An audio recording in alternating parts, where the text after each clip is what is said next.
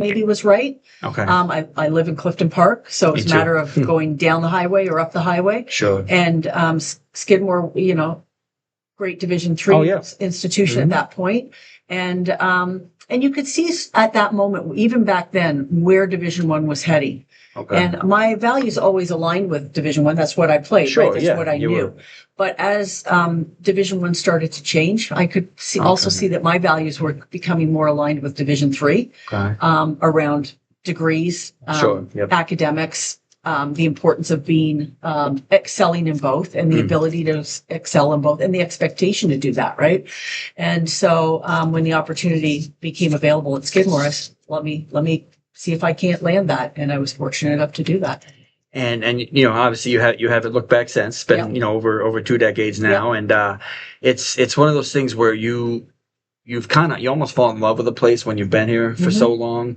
What was it like? What was it just like? Hey, Skidmore is open. Let me give it a shot. Or was there something about the school that really kind of, outside of what you mentioned with the transition from one to three? Yeah. The school itself that really kind of drew you in, or was it at the time just a job that you wanted to pursue? No, I would say a little bit of both. I mean, I think I could definitely see the potential. And when I say potential, I don't mean to suggest even for a minute that the teams at Skidmore weren't doing well. They were. No, yeah, of course. They absolutely were before I got here, right? But you could see the potential for what Skidmore was going to become as far as, growing institutionally, but also athletically, and the commitment that it was going to potentially make, right? I mean, that's always a gamble. You don't know that for sure, but I could listen to the conversation and engage in conversations where that was discussed, right? So who doesn't want to be around that? It's in a great city or town. Yeah.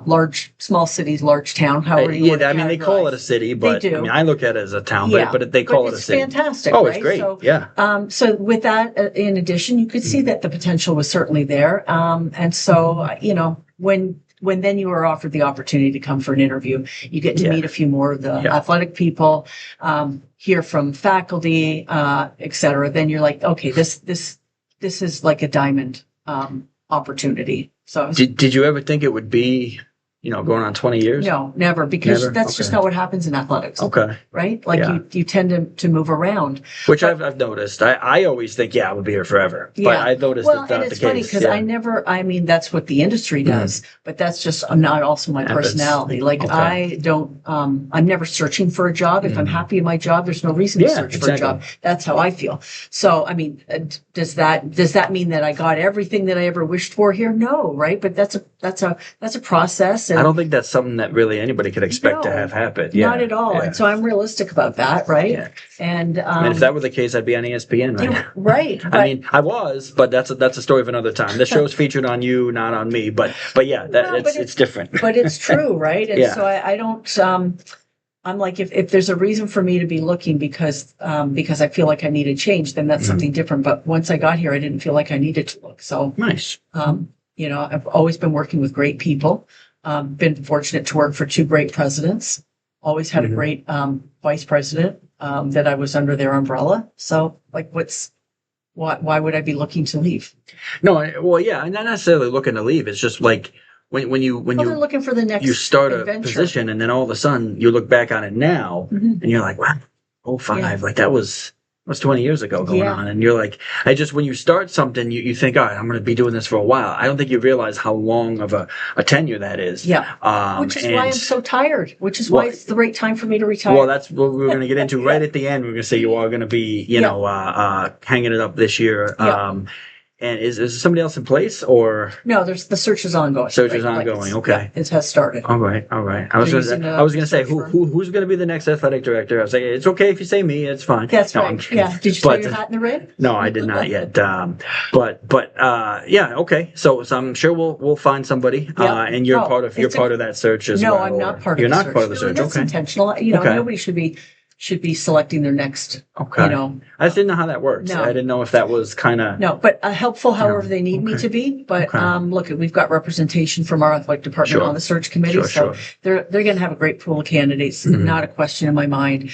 You know, there's it's a great position. Oh yeah. Great administrators. It's the I mean the top position when it comes to athletics. So I mean it's something that but anybody at that's a a great sports fan would institution, love. right? Like, I mean, so there's always going to be an AD at a school, but you want to make sure that it's you're the perfect storm. yeah, You got to you're at have a it be great everything. school, great location. You know, working for a great president and vice president. So And that always helps too, because I know I have a my roommate at Hartwick is the D coordinator for the football team out there, and he's still out there on Oneonta and everything. And like you mentioned, the president and vice president, he has battles all the time because they are thinking of cutting down on some athletics, and he's like, football has been like, this is my job. Like I stayed out here to be with football. And now the president's like, well, we might end up cutting football. Yeah. And he's like, you know, and he's looking at, and there's just been a headbutting between those two. And he tells me sometimes how stressful that can be when you commingle on a campus every day or meetings or different things. Yeah. And there's that tension there. And so that's about financial decisions that need to be made I could still be tension. Oh, it absolutely is a tension, but the same tension could be said for institutions that have to cut academic departments and like higher ed. That's the moment that we're in right now, right? Sure. Everyone's paying attention to their finances. They need to. Yeah. The number of students across the country, like that number has gone down, right? So everybody's looking to get the same student. We're all fighting for the same student, and so that becomes the tension. It's and like you have coaches, to cut your budget like when coaches have to recruit players. It's kind of like with you guys trying to recruit students. I can see it's sort of a similar process. Yeah. Well, it absolutely is the same. So what's going to win out, and how do you attract and encourage the best students to want to come here? So I should know this, but you created the Thoroughbred Society. Yeah. What exactly is that? So that is a celebration of our students who perform outstandingly, if you will, in the academic arena. Sure. Okay. With a 3.67 or higher for the semester. Nice. And then we celebrate them, and we celebrate them every semester that they do that. Right. So I couldn't even tell you what year we started that, but it was pretty early on. And that's again just getting back to what we should be celebrating. Right. We athletic departments have always celebrated athletic accomplishments. They have, right? Yeah. I mean, everyone does it differently, but absolutely. But that's just ingrained in an athletic department. But can we also celebrate their academic accomplishments? Because again, that's what they're here to do, and they can do both. And we have so many examples on this campus of students that I see constantly players that I know that I call every week that are part of the D3 honor society or the academic honors or the whatever. Well, and the funny thing is that it matters to them. Like you've done it for a few years, way back when, and you don't know, like, is this really something the students are paying attention to? Do they really care about this? Like, we know we care about it, but do they care about it? They're just doing their thing. But the number of times that I've gotten an email from a student that says, does a 3.666 round up to a 3.67? And I'm like, see, now they're all competitors, so you dangle a carrot in front of them, whatever that is, they're competitive. Technically, it's over 3.5, so you'd say probably, right? Well, at the time, that was honors here. Okay. It was a 3.67. Okay. That's what it. So we're going to. What is it now? Well, I think it's 3.75. Okay. But we just never changed our number because that was the number we. That was what you went with, yeah. And so it's always been a 3.67, and that's who we celebrate. And we have over 200 students. Every semester achieving that. Students and who are also athletes, or just in general? 200 athletes. Athletes who achieve, which is great. And, so we have about 420 athletes, and 210 are Thoroughbred Society recipients. Which is great. Amazing. Yeah, and I know that work-life balance in real life can be tough. I know work-life balance in terms of schoolwork and athletics, especially a school that does kind of demand academics as well, can be difficult. Right. I know for me, I ended up, I think I had like a 3.4, 3.5, something like that by the time I ended everything. But I talked with Ruby Kropp. She was on. I know she does a lot of work with students and things. And, Peter has the DEI stuff and, a lot of stuff that work outside of the athletics department in with the students. It's nice to see that a school does kind of go out of their way to focus on kind of being there for the students, but Yeah. the students also care, like you mentioned, about academics. Because like for me, we went in and it was like back in, I mean, this was '06 to 2010. It was starting to get that way, Mhm. but it was, we were there, we were the athletes, we were the jocks, this is what we're here for. We play sports. School's not hard. We'll pass. We'll be all right, you Yeah. know? And then you look at it, you're like, huh. You know, next thing you know, you're looking at it, you're like, all right, I have like a 2 something. I was like, I need to focus a Buckle little bit down a more. little bit, yeah. And then, you know, and then eventually you get, you know, I think the way, unfortunately, the culture coming from CBA, which was the same way, where you couldn't play unless you had a 3.2 or something. Yeah. Going to college, and then you get the party life, and you're away from home, and you get the athletics, and you're just like, I was a good student in high school, I'll be fine. And then it catches up to you, Yeah. and you're like, as long as I'm over that threshold to be allowed to play, I'm good.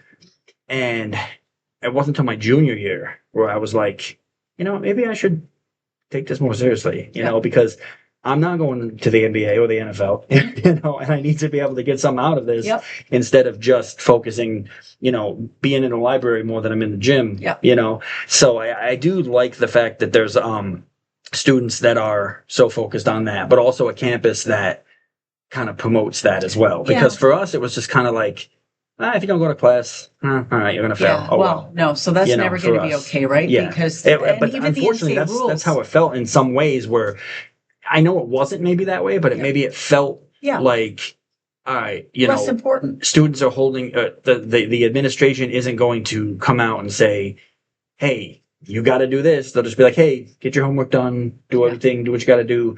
And we were just like, okay, and went and did our own thing. It wasn't as demanding, I guess, and it didn't have the programs like a Thoroughbred Society. There was no, you made the honor roll, cool, but there was no celebration of that to honor them and give them something for that.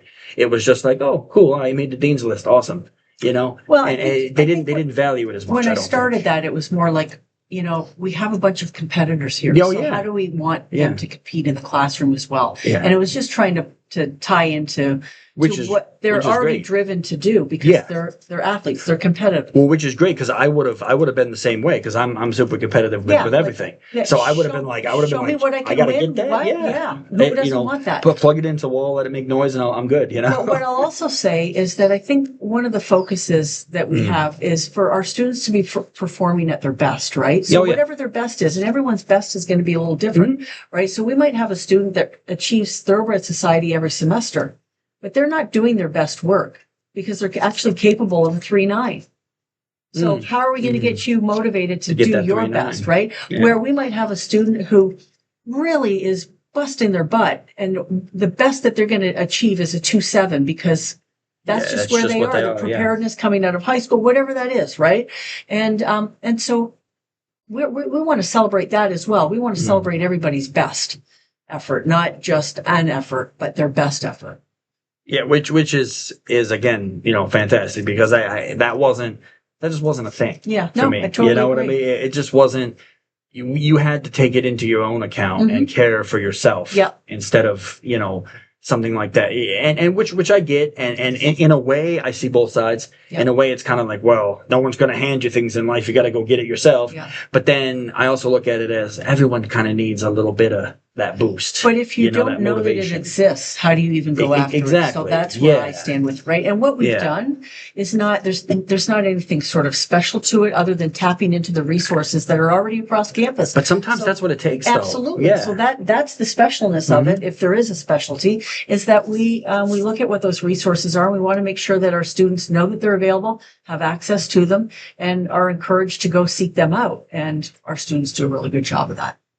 And, you know, with Skidmore being in a competitive academic conference as well as athletic, you know, sometimes you need to kind of have those things in place too. Because, I mean, you're looking at schools that are, you know, darn near Ivy League when it comes to academics, at least that we play every week, you know. So you gotta kind of have that standard. And I'm looking at it now and I'm like, you know, between what you've told me, what Peter Fisher told me, with some of the programs he's involved in, even some of the students who have done, student on a student to student, peer to peer level. Yeah. I'm just like that. It just makes it even more special because I'm looking at it going, we never had that. So that's really cool. But you know what's really special about a Skidmore student, though, right? Is that they genuinely care for each other, right? Which I've found too. That competitiveness is not happening in the classroom. Like, I'm not so cutthroat that I want to be on a bell curve because I need to beat you as far as my grade. Like, if we both can achieve well, like, I'm thrilled with that. And that's a Skidmore student. I'm going to help you get your best grade if I can also get my best grade, right? Which is awesome. Yeah, that's just a Skidmore student, and I think that's fantastic. And I think that's a certain type of student, I think, from the admissions department too, of what they're looking at when people come in and things. So not just athletically. Yeah. What have you, with all the things you've overseen, the faculty, facility upgrades, can't read today, facility upgrades, staff expansion, program growth. What would you say now with the twilight upon us that you're probably most proud of? That's a great question because I don't, so I would say I'm most proud of our team. Just our team of coaches, our team of administrators. Okay. Yes, all of our student athletes, but that's our coaches out there recruiting, right? And so I can't take credit for that. They're out there every day, but busting butt to try and get the best student athletes they can, right? So we genuinely have a very good culture, I would say, in athletics. You know our structure. We're all down one hallway. Everybody's in and out of each other's hallways. And so when we have a coach leave, and I'll give you an example, Beth Hallenbach is retiring at the end of May. So we had to, went through a search. Field hockey, yep. And so our coaches are involved, our staff are involved in that search process because we want the best colleague down the hallway as well. And the great thing is that when we're interviewing candidates and they ask us what it's like, that's the easiest part for us to talk about because it's true. I mean, that doesn't mean everybody gets along every day of every minute, I mean, right? there's always going to be humans are humans. Absolutely. But genuinely across the board, everybody wants success for each other because I know that if a coach 2 doors down from me has a successful year, that's going to help me recruit because who doesn't want to be here for all teams to be successful? So that's what I would say I'm most proud of. But like we've done, a lot has happened during my tenure. I wouldn't say necessarily because of me, but just the timing of me being here and the transition. Things that you were part of. Yeah, Skidmore was in this transitional moment. And so I've had the good fortune to be a part of it. But yeah, we've had tremendous facility upgrades. That doesn't mean we're done. And of course, I'd imagine. Staffing wise, when I first got here, not every head coach was full time. Every head coach is full time. So like those are the moments. I thought you kind of had to be full time doing that. Okay. Well, it is a full time job, but that doesn't mean schools have it set up. Yeah, that's what I'm saying. I thought it was just a given that it was. No, it comes down to finances, and so I would say like some of the stuff that we still have work to do, and again, we keep it in perspective. We know what moment higher ed's in right now. It's not going to happen tomorrow, but we need full-time assistants. We still need some facility upgrades. We need some operational dollars. But our coaches find a way to get it done. And I think our department does a tremendous job stretching the dollar. And so that's also something that we've accomplished over the years. And that is an awesome, facility. I have to walk by it all the time. Yeah. And I remember watching it, when I first started, it was the Child Care Center. Yeah. And, watching it get built with the construction, and it seemed like it dragged on. But then when you look at it, you're like, oh, okay, I see why now. It's pretty state of the art. And it's kind of cool because a lot of schools look the same. Like if you were to go back to a school 15 years later, you're like, wow, this hasn't changed much, Yeah. Whereas Skidmore seems to be progressive in that regard too, as things are it's funny you say improving. That. We've had alums come in and say the locker rooms look exactly the same as when I was here. And I'm like, not everything's going to be. But that's the very thing that we're working on next. So our next goal is that every team eventually have their own locker room so that there's not a sharing. There are some split locker rooms now. Well, they get it for their season.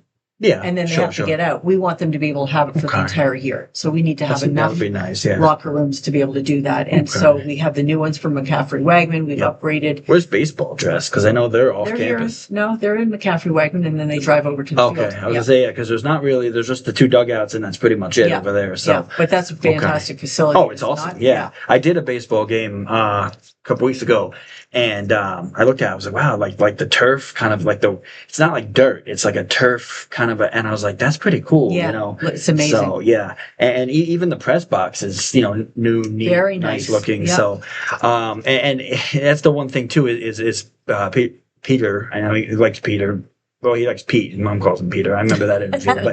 But Pete told me that a lot of the students, which I like too, because I don't know if you guys have a broadcast journalism program with a sports media aspect, but there are some students now that are doing games. Yes. Which when I came in, they could have No. been, but I don't remember there were, right? No.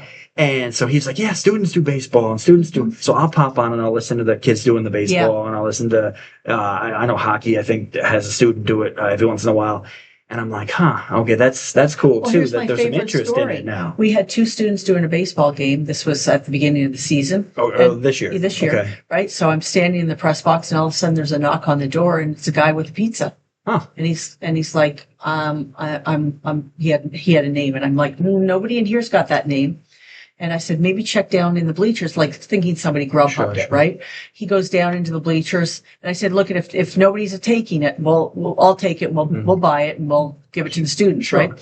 right? He comes back up, and I go, what would you find out? And he's like, well, I'm on the phone with the guy right now, and here it was, a listener heard our students on the radio. They were And ordered talking them a about pizza. pizza. Ah. And so he ordered them a pizza and had it delivered to the field. Like, how fantastic! Well, is that? I know the guys that sit next to me in the basketball games, Dick and Oh, yeah. and the other guy.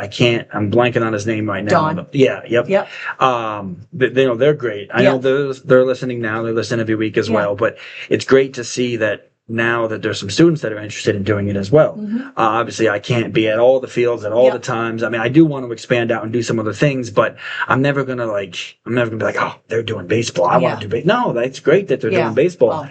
And I like the fact that there's some interest in that now. Agreed. You know, and I listen to them. You know, Yeah. I listen to. You know, I'll write little notes. Hey, maybe you should change that. Maybe you should fix that. Yeah. You know, but there's that interest there that there wasn't back then. So Totally that's agree. cool. And I like to think maybe. Again, I'm a pretty humble dude, but I like to think maybe I had some influence on it. Maybe a little bit. Well, I think probably a lot because you were Hopefully. the first one. Like, it started with basketball, right? And you coming on board. Yeah. And then everybody wanted it, but of course we don't have the funding for No, that. yeah, sure. And I did it freelance Yes, you did, for a long 6 time. years or something. Yeah. So and so every coach could find their own person if they wanted. And so we had, and it was great. I had some students, it's tough to do games by yourself too. yeah. And I mean, I'm used to it now, Yeah. but I wish I had a Easier when color you're guy or talking to something, somebody, But I know that it's great that now students have some of that they want to do, because at Hartwick it was the same thing. I was a student broadcaster and I started doing football. And you talk about a funny story. You guys don't have football, so I want to do football. I miss doing football. So I called them up. I was like, alma mater, everything. I was like, yeah, I'm class of 2010. I've worked in radio for 20 years, or little under 18 years now. I've done this. I work with Skidmore. I do blah, blah, blah. And they're like, yeah, that's great if you want to come down on, Saturdays and work with them. And I'm like, work with them? And they're like, yeah, we have students do it. They said, we can't pay you to come do it because we'll just have them do it, and they get credit for the program. So, but if you want to come work with them and everything. And then I'm like, they never had that before. Yeah. Like, I was the first one. And now they have students doing it. So I kind of created a monster, shot myself in the foot a little bit, but I like that That's growth, that's doing, that's happening. Because I know, like, for me, the media aspect, like, I started when I was a kid. I would play like Madden, for example, on mute and just play and do the game myself. Yeah. My mom would walk in, who are you talking to? Yeah. And I'm just, no, I'm doing the game. So for me, the passion was the broadcasting and the media aspect of sports. And, knowing that a playing career professionally probably wasn't going to happen. So how can I contribute back to that? Yeah. And, I've always liked, I've been at programs where students, they couldn't get any students that wanted to do it. So like I said, the fact that they are doing it now is great. Fantastic. So I do like it. I'm never going to knock them for it. It's good stuff. I wish I knew who some of them were. I don't know a lot of the students, but I'd shoot them text or something, be like, hey, maybe say this different, but it sounds good. I give them little tips and pointers. But and so we've got about 15 minutes or so. I don't know if you've been following the what I've been doing with some of the other coaches and